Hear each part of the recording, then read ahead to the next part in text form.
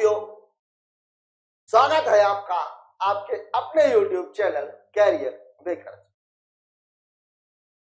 24 तारीख को यानी 2 दिन पहले एसएससी जीडी की नोटिफिकेशन आप लोगों के लिए आ गई है, जिसकी तैयारी हम पिछले 1.5 महीने से लगातार कर रहे हैं। अभी तक 39 मॉक टेस्ट आप लोगों के सामने आ चुके हैं। कुल मिलाकर के पिछले वर्ष 75 टेस्ट हुए थे, मतलब लगभग हमने अपनी आधी यात्रा तय कर ली। अब इस नोटिफिकेशन से निश्चित तौर पर हमारे बच्चों को खुशी भी हुई होगी, लेकिन निश्चित तौर पर कुछ ना कुछ गम भी है। यद्यपि खुशी की 2 वजह है और गम की वजह एक है, जो गम की वजह शायद थोड़ा सा ज्यादा है। ज्यादा क्यों है? क्योंकि आप लोगों को इंतजार था 84,000 या कम से कम 65,000 के आसपास की वैकेंसीज का, लेकिन जो हमारी टोटल वैकेंसीज आई हुई है वो टोटल वैकेंसीज कितनी है? टोटल जो वैकेंसीज आई हुई है वो टोटल वैकेंसीज है 26,146। यह निश्चित तौर पर एक डिसअपॉइंटिंग है। मैं आपसे बता रहा था कि आपके लिए खुशी की क्या वजह है, तो खुशी की एक जो वजह है इसमें, इस नोटिफिकेशन में, वो ये है कि आप देखिए एक बहुत अच्छी वैकेंसी होती है सीआरपीएफ, और इस वैकेंसी की जो टोटल संख्या है मेल के लिए 9,913, टोटल वैकेंसी है 11,025। यह एक आपके लिए खुशी की वजह, क्योंकि इसमें जीडी के एग्जाम में यह माना जाता है एनएससी और एसएसएफ के बाद जो एक अच्छी पोस्ट है वो निश्चित तौर पर एसएफ की है। आज हम बात करेंगे इस नोटिफिकेशन के कुछ की पॉइंट्स की, और मैं आपको बताऊंगा कि किस तरीके से इस एग्जाम को क्रैक किया जा सकता है। ठीक है, पहले तो हम बात कर लेते हैं नोटिफिकेशन के पहले बिंदु की। एग्जामिनेशन के जो फॉर्म भरे जाएंगे वो भरे जाएंगे 24 नवंबर से 31 दिसंबर 2023 के बीच में।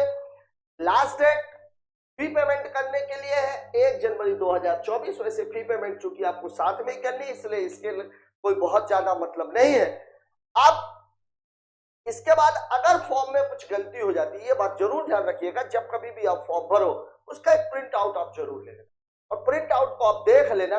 अगर कहीं पर भी थोड़ी सी भी गलती है तो उसको आप लोग 4 जनवरी से 6 जनवरी के बीच में सुधरवा सकते हैं, क्योंकि इसके बाद आपको कोई मौका नहीं मिलेगा। And at the time of appointment वहां पर आप लोगों की एक एक चीज बहुत माइन्यूटली चेक की जाती है। अगर एक भी जानकारी उसमें गलत निकल गई या मिसमैच हो गई तो आपके कैंडिडेचर को एग्जाम पास होने के बावजूद भी आपके कैंडिडेचर को वहीं पर खत्म कर दिया जाता है, क्योंकि ऐसा माना जाता है कि आपने जानबूझकर फ्रॉड किया। तो ये एक बहुत अच्छी बात है, इसको आप जरूर इसका इस्तेमाल कीजिए। Schedule of computer based examination फरवरी और मार्च के महीने में है। मोस्ट प्रोबेबली ये एग्जामिनेशन 20 फरवरी के आसपास स्टार्ट हो जाएंगे। मतलब आज की तारीख से लेकर के और हमारे पास कुल मिलाकर के 2.5 महीने का समय बचा हुआ है, और यह समय किसी भी एग्जामिनेशन की तैयारी के लिए कब आना चाहिए। ठीक है, बात करते हैं हम वैकेंसीज की। तो अगर वैकेंसी में हम देखें तो टोटल नंबर ऑफ वैकेंसीज है 26,146। ठीक है, इसमें एक जो मैंने आपको बताया, एक जो प्लस पॉइंट है हमारे लिए वो ये है कि सीआईएसएफ की वैकेंसी अच्छी खासी है। एसएसएफ देखिए हर साल की तरह इस साल भी एसएसएफ की वैकेंसीज की संख्या काफी कम है, केवल 296 है। सबसे टॉपर लड़के यहीं पर जाते हैं। सबसे लोवेस्ट इस बार एक अच्छी बात यह है कि सीआरपीएफ की वैकेंसीज कम है, मतलब जो भी लड़का ठीक ठाक स्कोर करेगा वो सीआईएसएफ में जाने के लिए पात्र हो जाएगा। ठीक है, और मैं आप लोगों को यही सलाह दूंगा कि जो अपना टारगेट है वो पिछले 5 सालों का अगर हम स्टेटमेंट देखें, पिछले 5 सालों के अगर हम कट ऑफ मार्क्स देखें तो उसके अकॉर्डिंग आप लोग अपना टारगेट फिक्स कीजिए और उसी के बाद आगे बढ़िए।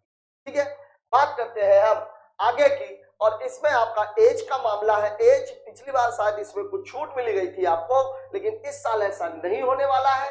जो एज लिमिट है वो है 18 से 23 साल। ठीक है, 2001 के जन्म लेने के पहले 2001 से जिन लोगों की डेट ऑफ बर्थ उसके पहले की है, अगर वो ओबीसी और एसटी/एससी नहीं है, जनरल कैंडिडेट है, तो वो इसके लिए एलिजिबल नहीं होगा।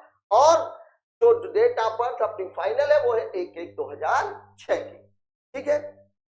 1/1/2001 के पहले और 1/1/2006 के बाद जिन लड़कों का जन्म हुआ है वो लड़के इस फॉर्म को भरने के लिए पात्र नहीं है। ठीक है। एसटी एससी के लिए 5 साल का रिलैक्सेशन है, यहीं से आप 2001 से घटा दीजिए, मतलब 2/1 यहाँ के लिए अगर देखा जाए तो इसकी जो डेट ऑफ बर्थ रहेगी वो 2/1/1996 रहेगी। और इसके लिए अगर मैं बात करूं तो इसके लिए रहेगी 2/1/19। ये तो है फ्रेश कैंडिडेट। यहाँ पर बात हो रही है एक्स सर्विसमैन की, यहाँ पर 3 इयर्स का मामला है, एक्स सर्विसमैन वाले आते ही है। ठीक है। फिर यहाँ पर है कम्युनल राइट्स वगैरह में जिन लोगों का परिवार की किलिंग हुई है, गुजरात में जिन लोगों के परिवार की किलिंग हुई है, children and dependent of active, इन लोगों को जो एज रिलैक्सेशन है वो ये है। लेकिन आप लोगों के लिए जो मतलब की चीज है वो ये और ये, इस डेट को याद रखिएगा और इस डेट को भी याद रखिएगा, क्योंकि हमारे कुछ बच्चे इतने जागरूक आज की तारीख में हो चुके हैं कि वो आफ्टर 10th एग्जामिनेशंस की तैयारी स्टार्ट कर देते हैं। फॉर्म भरने के पहले ये बात जरूर चेक कर लीजिएगा कि 1/1/2006 के बाद यदि आपका जन्म हुआ है तो आप फॉर्म भरने के लिए एलिजिबल नहीं है। ठीक है। बात करते हैं अगले। अब यहाँ देखिए आपका ये जो एग्जाम पैटर्न है, एग्जाम पैटर्न पिछले साल के जैसा ही है। टोटल 80 क्वेश्चन है, 4 सेक्शनों में बटे हुए हैं। जो सबसे बड़ा इशू है वो है क्योंकि टोटल नंबर ऑफ क्वेश्चंस अगर आप देखें वो कितने हैं 80, और 80 के को अगर मैं 60 से भाग दूं तो 1 मिनट का समय भी एक क्वेश्चन को करने के लिए नहीं है, जबकि इसके पहले हमारा जो एग्जामिनेशन एसएससी का होता था उसमें लगभग 1 मिनट हमें मिल जाते थे। तो अब हमें इसमें प्रॉपर स्ट्रेटेजी बनानी पड़ेगी और उसी स्ट्रेटेजी के अकॉर्डिंग आपको क्वेश्चंस को हल करना पड़ेगा। ठीक है। इसमें मैं आप लोगों से थोड़ा सा डिस्कस कर लेते हैं अपन कि आपका टारगेट क्या रहेगा और उस टारगेट को आप कैसे अचीव कर सकते हो। ठीक है। देखिए टोटल नंबर ऑफ क्वेश्चंस है, इसमें से हिंदी के क्वेश्चन है 20, के क्वेश्चन है 20, मैथ के क्वेश्चन भी है 20 और रीजनिंग के क्वेश्चन भी है। अब इसमें आपको स्कोर कितना करना है, एक बड़ा मुद्दा यह है आपकी स्कोरिंग क्या होनी चाहिए। तो यहां पर जो स्कोरिंग है पिछले पैटर्न को देखें तो हमें लगभग 70 क्वेश्चन अटेंड करने हैं आउट ऑफ 80। ठीक है। अब ये 70 क्वेश्चन आप कहां से निकाल सकते हो, देखिए यहां पर अगर हम देखें तो हिंदी का जो पेपर है, हिंदी का पेपर निश्चित तौर पर इजी बेस पे रखा। यहाँ लैंग्वेज में जो बच्चे हिंदी के हैं, जो बच्चे इंग्लिश के हैं, उनको मैं आप लोगों को बता दूं कि यहाँ पर अगर आप थोड़ा सा प्रयास करें, थोड़ा सा प्रयास क्या मैं बल्कि ये कहूंगा कि आप केवल अगर मॉक टेस्ट के साथ चले तो आप यहाँ पर बड़ी आसानी के साथ 19 और यहाँ तक कि 20 नंबर भी आप स्कोर कर सकते हो। मतलब यहाँ का जो मिनिमम स्कोर रहेगा वो 19 है। ठीक है। ये एक ऐसा पार्ट है जिसमें आप कोई भी बच्चा ये गारंटी नहीं दे सकता है कि वो जीके पूरा तरीके से अटेम्प्ट कर पाएगा। तो यहाँ पर आप लोगों को एक बात ध्यान रखनी है कि जीके में जो आप लोगों का टारगेट होना चाहिए वो होना चाहिए 10 से लेकर 15 क्वेश्चन। ठीक है। जब हम बात मैथ की कर रहे हैं, अभी जो बच्चे हमारे साथ जुड़े हुए हैं जिन्होंने 37 मॉक टेस्ट देखे हैं, एसएससी में जो सबसे ज्यादा जरूरी चीज है कैलकुलेशन। सवाल सरल आ रहे हैं लेकिन कैलकुलेटिव आ रहे हैं, सवालों में कोई दम नहीं है लेकिन कैलकुलेशन अच्छा खासा है, वो आपके टाइम को किल करता है। ठीक है। तो यहां पर जो मैं आप लोगों को बता दूं, यहां पर अगर पेपर इजी और मॉडरेट लेवल का है तो इजी और मॉडरेट लेवल के क्वेश्चन के लिए आप लोगों का जो टारगेट होना चाहिए वो होना चाहिए 18 का। ठीक है।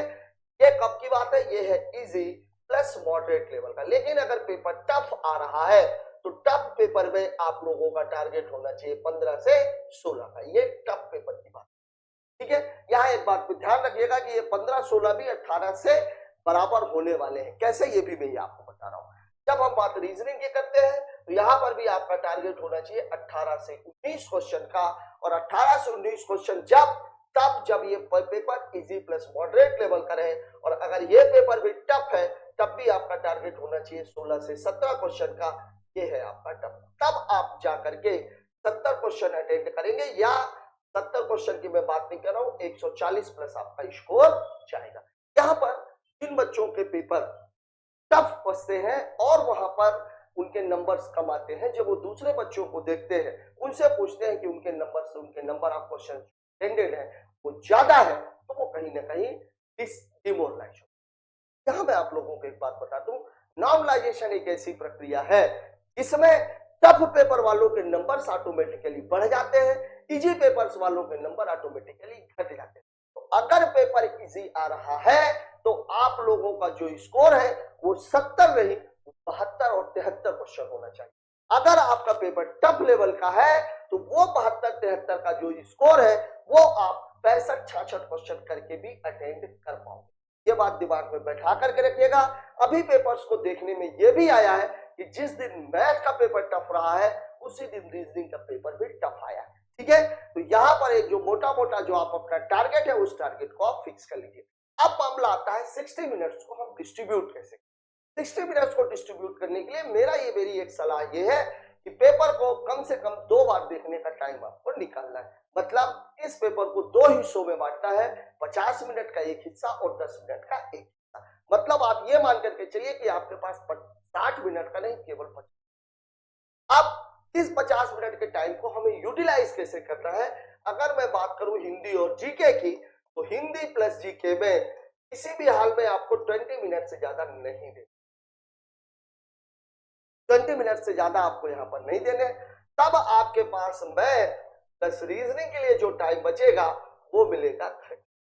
अब इस 30 मिनट में मैथ को लगाने के लिए आपको थोड़ा ज्यादा टाइम की आवश्यकता है, रीजनिंग को लगाने के लिए आपको थोड़ा कम टाइम की आवश्यकता है। तो यहाँ पर मैं आप लोगों को बता दूं कि रीजनिंग के लिए आप लोग टाइम रखिएगा लगभग 12 मिनट का और मैथ के लिए आप लोग टाइम रखिएगा लगभग 18। ये 12 मिनट का और ये ठीक है। यहां पर एग्जामिनेशन क्रैक करने के लिए क्वेश्चंस को हल करना जितना जरूरी है, क्वेश्चंस को ड्रॉप करना भी उतना ही जरूरी।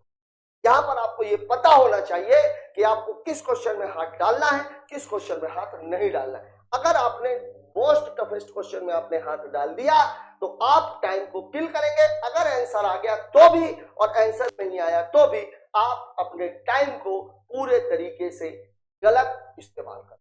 ये बात अपने दिमाग में बैठा लीजिएगा। कोई भी क्वेश्चन ऐसा नहीं होना चाहिए जिसका उत्तर 30 सेकंड में ना आ पाए।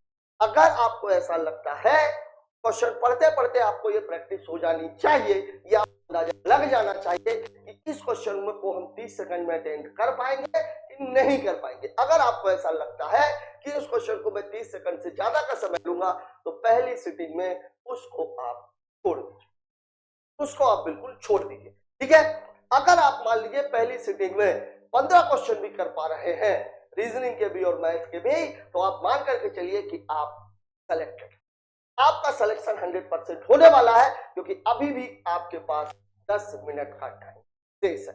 अब इस बचे हुए जो 10 मिनट है, यही 10 मिनट वो है जो ये डिसाइड करेंगे कि आपका सिलेक्शन होगा या कि नहीं होगा। अगर आपने 50 मिनट में चारों पेपर अटेंड कर लिए हैं तो यकीन मानिए कि आप सेलेक्टेड हैं, आपका सिलेक्शन होना, बस तुक्का नहीं होना चाहिए। फिर इसके बाद आपको क्या करना है, इस 10 मिनट में आपने जो 5 क्वेश्चन यहाँ पर 7 क्वेश्चन यहाँ छोड़ रखे हैं या यहाँ पे अगर आपके 1-2 क्वेश्चन छूटे हुए हैं हिंदी में, स्पेशली हिंदी की बात कर रहा हूं मैं, ठीक है, जो क्वेश्चन छूटे हुए हैं इन क्वेश्चंस को आपको यहाँ पर अटेंड करना और यहाँ पर आपके पास अधिकतम 15 क्वेश्चंस का टाइम आपके पास रहेगा। अब इसमें भी आप लोग एक बात ध्यान रखिएगा, इस 15 क्वेश्चन के लिए आपको केवल 8 मिनट यूज, बचे हुए 2 मिनट में अब हमें क्या करना है, बचे हुए 2 मिनट में अब हमें करना यह है कि जो क्वेश्चंस छूट गए हैं माइनस मार्किंग है, लेकिन माइनस मार्किंग से डरने की जरूरत नहीं है।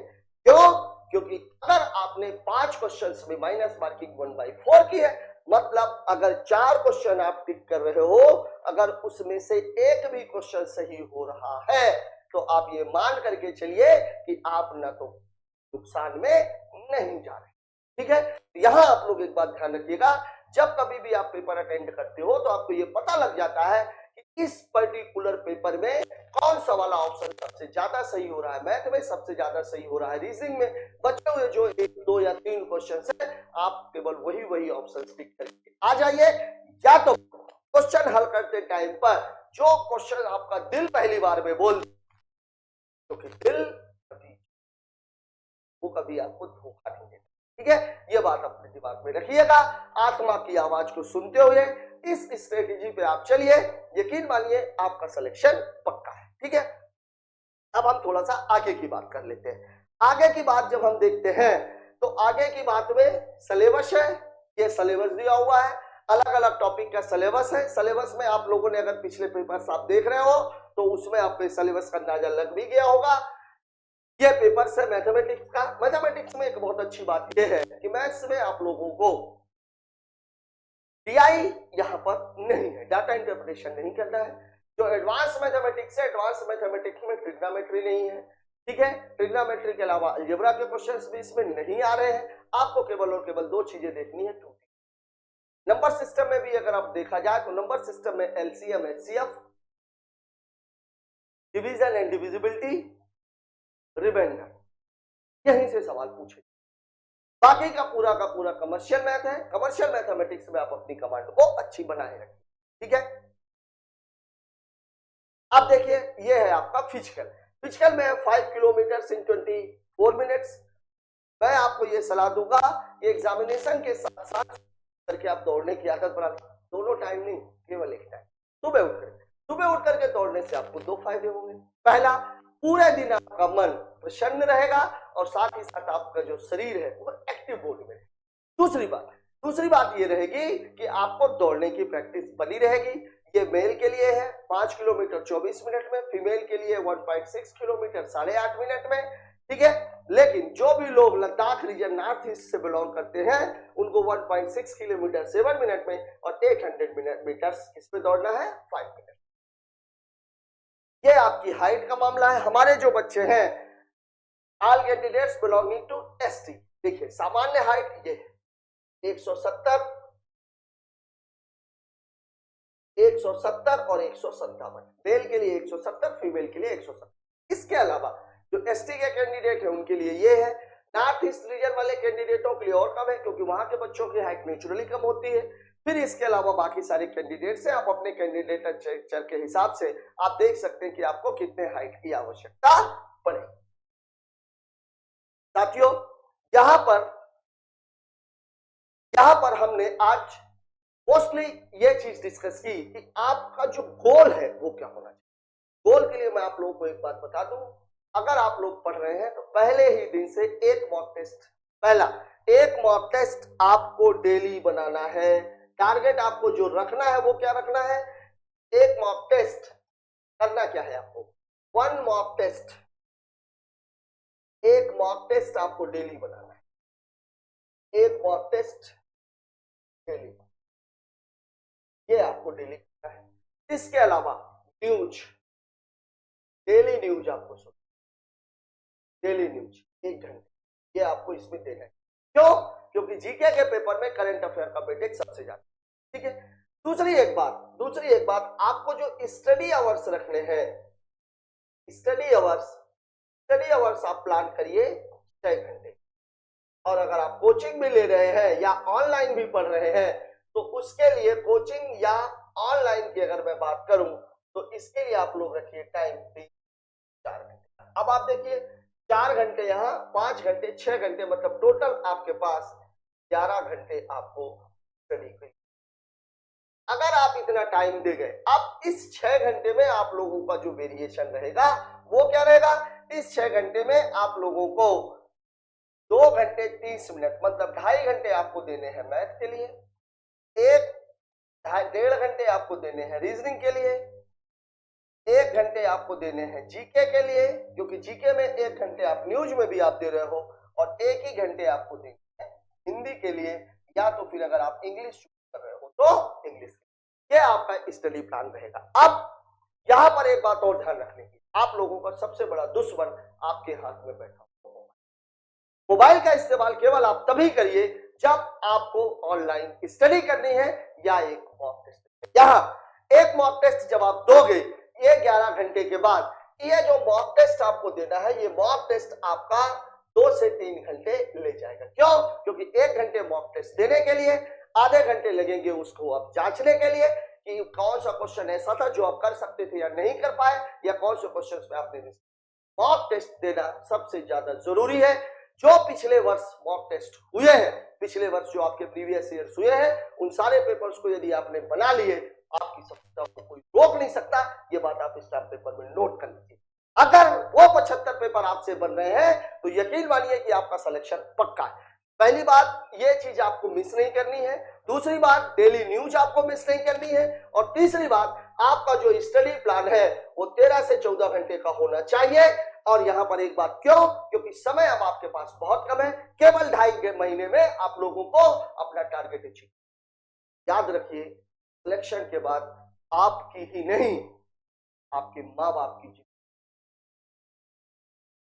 आज तक उन्होंने आपको जो कुछ भी दिया है, उन्हें आपसे कोई पैसा नहीं चाहिए। लेकिन यकीन मानिए, जब वो निकलेंगे और जब वो आपके ही आसपास के लोग, आपके ही परिवार और रिश्तेदारों के लोग आपकी उनकी रिस्पेक्ट करेंगे, तब आपको ये पता लगेगा कि आपने उनको क्या दिया है। उनका सीना ऐसे चौड़ा हो जाए। और आपके लिए मैं एक बात बता दूं, जिसे आप देख रहे हो, जिसे आप पाना चाहते हो, जिसके लिए आप सबसे ज्यादा टाइम खर्च कर रहे हो, यकीन मानो अगर आपका सिलेक्शन नहीं हुआ तो उसे कोई सरकारी नौकरी वाला लेकर के उड़ जाएगा।